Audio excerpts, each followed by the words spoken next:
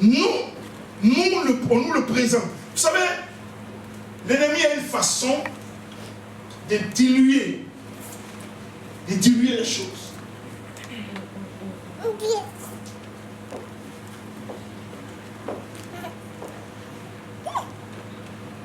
Vous avez réalisé qu'ils n'ont jamais montré Jésus-Christ crucifié dans tous les dessins? Ouais. Je suis en train de parler à l'esprit de quelque chose. Parce que là où se trouve la gloire et la puissance de Dieu est très diluée. Moi, je n'adore pas un enfant. Amen.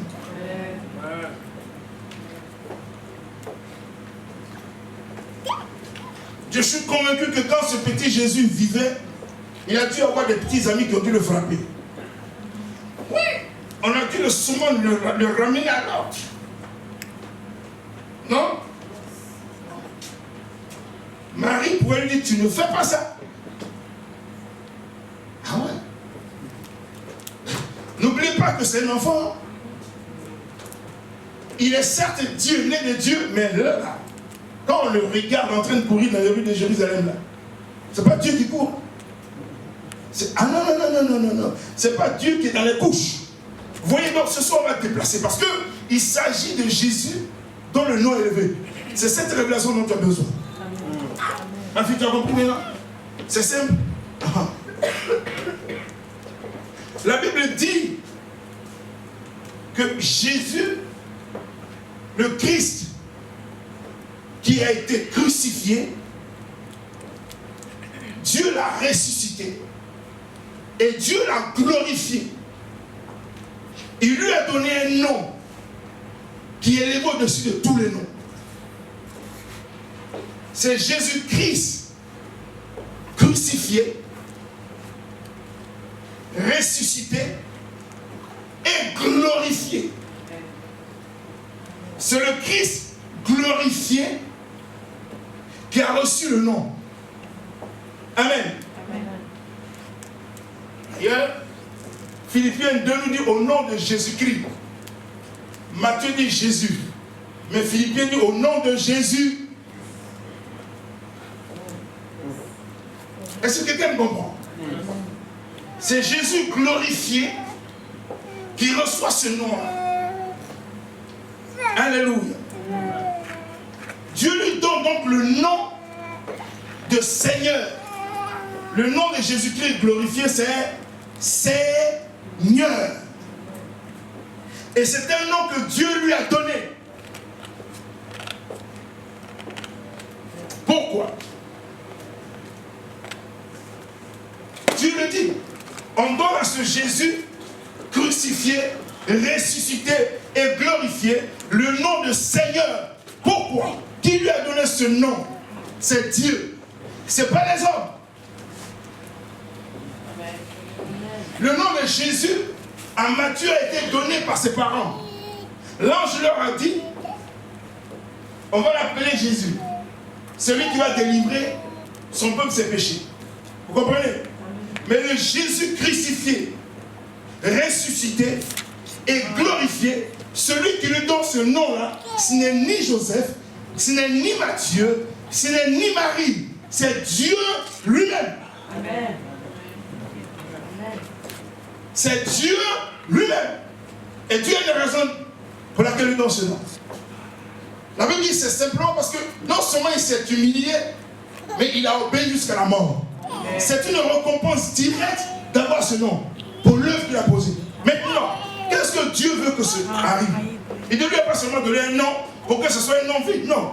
Il lui a donné un nom qui est élevé au-dessus de tous les noms. Vous savez, les Juifs, dans leur culture, ils connaissent la puissance du nom.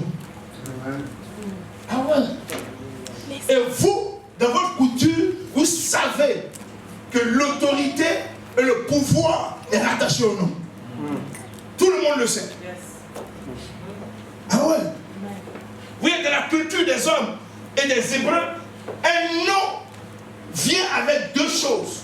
Avec un pouvoir, une puissance et une autorité. C'est pour cette raison que quel que soit ce que les gens veulent, si je vous dis le nom de quelqu'un qui est chef d'État tout à l'heure, vous allez vous rendre compte que son nom vient avec quoi? Une autorité et une puissance. N'est-ce pas? Vous êtes d'accord avec ça? Donc quand Dieu dit qu'il donne le nom de Seigneur à Jésus-Christ, ce nom vient avec quoi? Une puissance et avec une autorité. Pas seulement une puissance et une autorité, mais une puissance qui est élevée au-dessus de toutes les puissances et une autorité qui est élevée au-dessus de toutes les autorités. Parce que s'il est Seigneur et que son nom est élevé au-dessus de tous les noms, cela veut dire que tous les noms qui existent, tous les noms, et vous avez ça en Éphésiens chapitre 1, tous les noms qui existent, déjà, tous les noms dans le monde spirituel, dans les cieux, tous les noms que vous connaissez, nommez-les. C'est pourquoi l'apôtre Paul nous dit en Éphésiens 1 que Dieu l'a souverainement élevé au-dessus des principautés, au-dessus des autorités, au-dessus des dominations. En fait, quand on arrive à comprendre le sens de la Seigneurie de Jésus, on est automatiquement délivré. Pourquoi? Parce que dans les cieux, il n'y a pas de nom. C'est-à-dire qu'il n'y a pas un ange qui s'appelle Seigneur. Même le diable ne s'appelle pas Seigneur. Sur la terre, Dieu n'appellera jamais un être humain, quelle que soit sa richesse, quelle que soit sa position sociale. Dieu ne l'appellera jamais Seigneur. Vous me comprenez? Sous la terre, on ne dira jamais qu'un démon est Seigneur. Il y a une seule personne que le Créateur du ciel et de la terre a décidé de donner cette position de Seigneur. Donc dans les cieux, il n'y a pas de nom qui soit plus élevé que son nom. Sur la terre, quel que soit le pouvoir et l'autorité des noms, il n'y a pas. Sous la terre, ça n'existe pas. Pourquoi? Pourquoi est-ce que Dieu l'a fait? De telle sorte que, quand on va prononcer le nom de Jésus en tant que Seigneur, que tous les genoux se courbent. En réalité, quand il s'agit de Jésus-Christ glorifié, quand tu dis le nom Jésus-Christ est Seigneur, le fait que tu l'aies prononcé, logiquement, tous les genoux qui sont dans les cieux, parce qu'il y a une existence dans le ciel, vous avez le domaine des anges. Amen. Dès les anges, tu dis Jésus-Christ, Seigneur, les anges qui sont puissants, ils se coulent. Peut-être que tu ne sais pas. Je vais vous expliquer pourquoi ils ne se coulent pas tout à l'heure. Parce que Dieu a dit, quand on dira Jésus-Christ Seigneur, que tout ce qui est dans les cieux se coule. C'est Dieu qui l'a dit. Ce n'est pas Jésus qui l'a demandé. Non. Dieu dit, ils doivent se courber. Parce que le nom qu'ils prononcent, c'est le nom de leur autorité. Vous comprenez maintenant pourquoi en Apocalypse, les anges et les 24 vieillards se mettent à genoux et qui prononcent Saint. Vous comprenez maintenant? C'est pas parce que Jésus leur a demandé, mais ils savent que quand il s'agit de Jésus-Christ, ils doivent fléchir. Pas le bébé, celui qui est glorifié. Amen. Amen. Tous les genoux doivent se courber, quel que soit leur pouvoir. Les genoux doivent se prosterner. Les genoux dans le ciel. Ils doivent s'agenouiller. Ils doivent marquer leur obéissance à Christ. Ils doivent marquer leur respect à Christ. C'est une obligation. C'est un ordre de Dieu.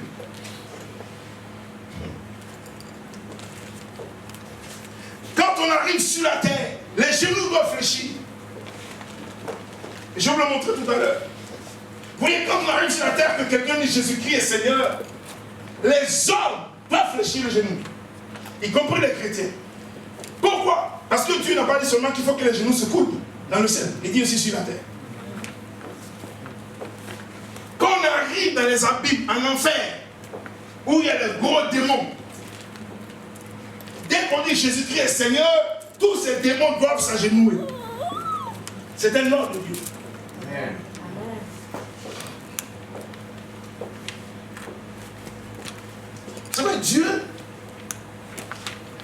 veut non seulement qu'il se courbe, mais il veut qu'il confesse. Le mot ici, c'est ils doivent reconnaître. Amen. Parce que le mot confession est rattaché à 3 grands mots. Premièrement, la reconnaissance de Jésus-Christ en tant que Seigneur. On ne leur demande pas, s'il te plaît. Ils sont obligés. Ils doivent reconnaître que Jésus est Seigneur. Deuxièmement, ils doivent admettre qu'il est Seigneur. Et qu'il a le droit de régner. C'est quoi un Seigneur? Un Seigneur, c'est quelqu'un qui a le droit de régner, qui est propriétaire de tout, et qui a le droit de décision sur tout. Amen. Ah ouais. Avant que Jésus ne soit crucifié, les gens n'ont jamais voulu accepter sa seigneurie. Devant le Sanhédrin, quand on lui a dit, est-ce que tu es le Christ? Il dit oui, c'est vous qui le dites. Les gens disent c'est un blasphème. Il s'est fait égal à Dieu. La seigneurie qu'ils ont rejetée, parce que tout le combat c'était une affaire de nom. Il dit qu'il est Seigneur, il dit qu'il est Dieu. D'où vient qu'il est Dieu? C'est pour ça qu'on l'a crucifié. On ne l'a pas crucifié parce qu'il faisait du mal. On l'a crucifié parce qu'il a fait comprendre aux Juifs qu'il est égal à Dieu. Il a fait comprendre aux Juifs qu'il est le Christ. Il a fait comprendre aux Juifs qu'il est divin. Il est celui dont on parle. Il est le Seigneur dont la Bible parle. Et ils l'ont crucifié quand il était sur la terre. Maintenant, ce qu'ils ont refusé, c'est ce que tu donnes. Alors si tu es chrétien ce soir, il faut que tu aies la révélation. Non, il ne faut pas que tu restes dans la révélation d'un Jésus. Non. Parce qu'il y en a qui ont un Jésus très faible. Il y en a qui ont un Jésus incompétent. Il y en a qui ont un Jésus qui ne bouge pas. Il y en a qui ont un Jésus qui a peur. Non, le Jésus dont Paul parle ici, c'est un Jésus. C'est le Jésus à qui Dieu a donné le rôle de Seigneur. Il gouverne tout. Il règne sur tout. Et tu dois le savoir. Le monde spirituel ce soir m'entend, il le sait. J'ai dit tout à l'heure, quand je finirai ce message, il n'y aura plus de position. Parce que le monde spirituel sait que Jésus règne sur tout. Il le sait. Dans les cieux, sur la terre, ils savent tout ce qui règne. Dieu lui a donné cette position de règne, de dominateur. Et ils doivent confesser. On leur a dit, vous devez l'admettre. Vous devez le reconnaître. Ça doit être reconnu.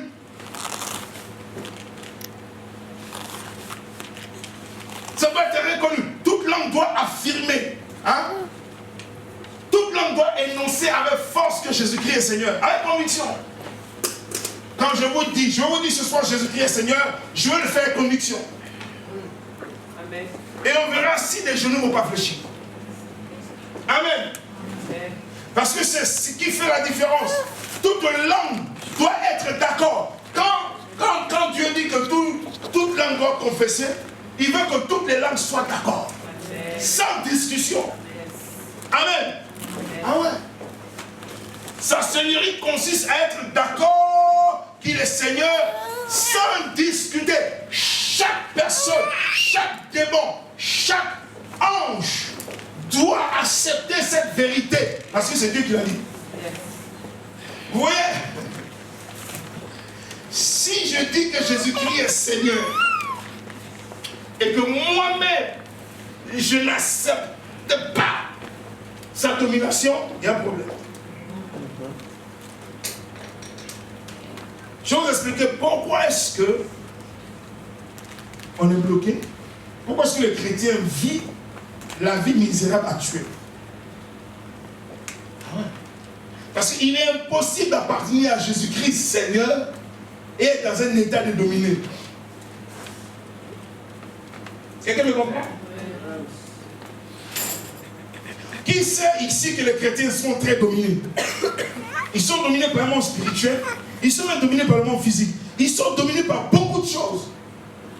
Mais on regarde le chrétien, on sait qu'il est dominé. Vous savez pourquoi? Parce que si tu dis que Jésus-Christ est Seigneur, tu montes au niveau où lui se trouve de dominateur. Vous savez que l'église première n'était pas dominée. Les apôtres n'ont jamais été dominés, ni par les circonstances, ni par les esprits, même pas par les gouverneurs. Pourquoi? Parce qu'ils ont la révélation que celui qui sert, c'est lui qui est Seigneur. Amen. Et si aujourd'hui nous sommes dominés, vous voyez, je vous donne juste un exemple. Qui connaît l'histoire des Actes des Apôtres chapitre 16? Paul, Luc, se trouve dans une région. Ok?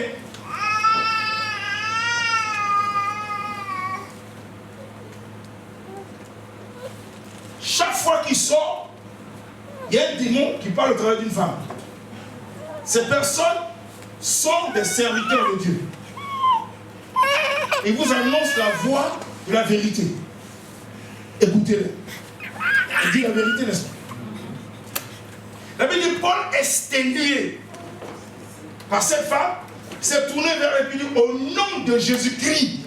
Amen. Sors. Vous savez que l'esprit a obéi. Vous savez pourquoi? Parce que l'esprit reconnaît, c'est demandé Python, reconnaît l'autorité de Jésus-Christ, Seigneur.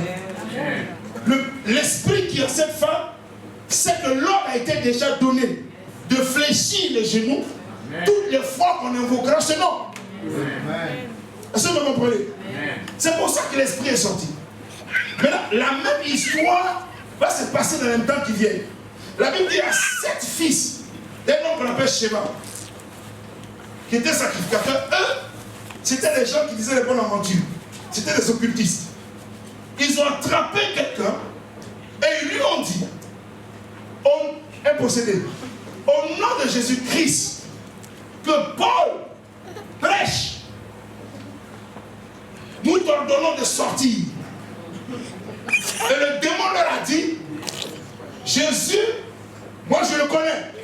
Il est en train de nous enseigner quelque chose. Qu'est-ce que l'esprit est en train de dire? Dans le spirituel, l'esprit qui est dans cet homme, qui vient des abîmes, qui vient de l'enfer, a déjà reçu l'ordre que quand il s'agit de Jésus-Christ, il doit le reconnaître. C'est pas ce que je vous ai dit tout à l'heure? Donc l'esprit dit, je le reconnais. On m'a déjà dit qu'il est Seigneur, donc moi je le connais. Et puis Paul, je le connais aussi. Vous savez pourquoi? Parce que Paul est serviteur de Jésus-Christ. Donc l'esprit l'a identifié comme celui qui transporte le nom de Jésus-Christ. Donc l'esprit ne peut pas l'ignorer. Parce que s'il connaît Jésus-Christ, il est obligé de connaître son serviteur. Et il sait que Paul sert Dieu, il sert Jésus-Christ en plein temps, d'un cœur sincère, sans compromettre. Donc les démons connaissent sa vie à Jésus. Les esprits savent que Paul obéit à Jésus. Donc ils disent à ceux qui veulent les chasser, on connaît aussi Paul. On sait que c'est un serviteur de Jésus-Christ et on sait qu'il sert Jésus-Christ entièrement. On sait qu'il est soumis à Jésus-Christ. Donc si Paul vient maintenant nous dire de sortir, on va sortir. Mais vous, qui êtes-vous? Je ne peux pas vous identifier. En d'autres termes, identifiez-vous. C'est ce qu'il leur demande. Identifiez. Vous êtes de quel bord? Parce que même quand je regarde du côté de Jésus-Christ, vous n'êtes pas là-bas. Donc dites-moi où vous êtes. Vous savez, les chrétiens ont souvent dit qu'ils appartiennent à Jésus-Christ. Mais moi, je peux vous dire ce soir que c'est ce soir que tu as décidé d'appartenir à Christ. Oui, parce que regardez. La Bible dit tout chez nous. Donc, ce qui est intéressant, c'est que le démon là, a frappé les gens. Il les a déshabillés. Ironie du sort, la Bible dit après qu'il ait fait ça, toute la ville l'a su et le nom de Jésus-Christ a été glorifié. Vous savez pourquoi? Ce n'est pas les démons qui ont glorifié Jésus, mais les gens se sont rendus compte que même les démons savent qui il est. Et ils peuvent frapper les gens qui veulent voler son nom. Les gens disent, ah mais dans ce cas, on va le suivre. Parce que même s'il n'est pas présent, les esprits deviennent les témoins de qui il est. On ne peut pas appartenir à Jésus-Christ Seigneur et être dominé. Ce n'est pas possible. Pas aucune situation, pas aucune maladie. Je vais vous le montrer. C'est-à-dire que vous et moi, nous ne pouvons pas. C'est d'ailleurs une insulte de dire qu'on appartient à Jésus-Christ. et d'être dans l'état où nous sommes. Parce que la Bible déclare ceci. Celui qui confesse, qui reconnaît, qui proclame, qui est d'accord que Jésus-Christ est Seigneur, la Bible dit c'est pour que Dieu soit glorifié. En d'autres termes, la seule façon pour que Dieu soit honoré, c'est pour qu'on reconnaisse que Jésus est Seigneur. Dieu honoré comment? Dieu honoré quand au nom de Jésus-Christ des choses se font. Je vous le dis publiquement. Donc, pour que je ne veux pas seulement dire non, j'appartiens à Dieu. Dieu va être honoré. Quand moi, en utilisant le nom de Jésus-Christ, des événements surnaturels vont prendre place. Amen. Et si ma vie chrétienne n'a pas de surnaturel, c'est que j'ai un problème. Parce que Jésus-Christ, ça n'a rien à voir avec l'humain. Jésus-Christ Seigneur, ça n'a rien à voir avec l'humain. C'est une affaire de surnaturel. Vous savez que quand Jésus a posé la question à ses disciples, qu'est-ce que les gens disent que je suis? Les gens disent non, tu es Élie. D'autres disent tu es Jérémie. D'autres disent tu es le prophète. Il leur a dit, mais qui dites-vous que je suis?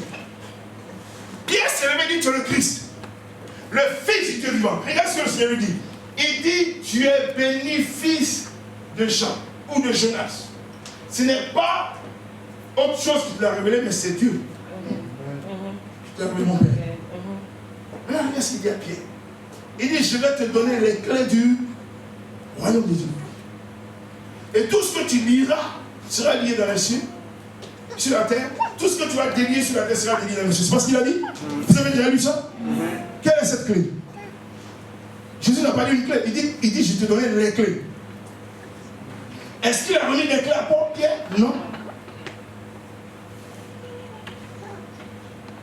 Est-ce que Pierre a reçu les clés? Oui. Qui ici a la révélation des clés dont Jésus parle? Dans le nom de Jésus Seigneur, les clés dont il parle ici, là, c'est le pouvoir élevé au-dessus de tous les pouvoirs et la puissance élevée au-dessus de toute puissance qui se trouve dans son nom. Ce sont les clés. Elles sont les clés. Tu me comprends ce soir? Donc, tu ne peux pas invoquer ce nom-là sans qu'il y ait trouve, sans qu'il y ait mouvement, sans qu'il y ait déménagement. Ce n'est pas possible. Ce soir, vous me regardez tous comme des orphelins. Vous savez pourquoi?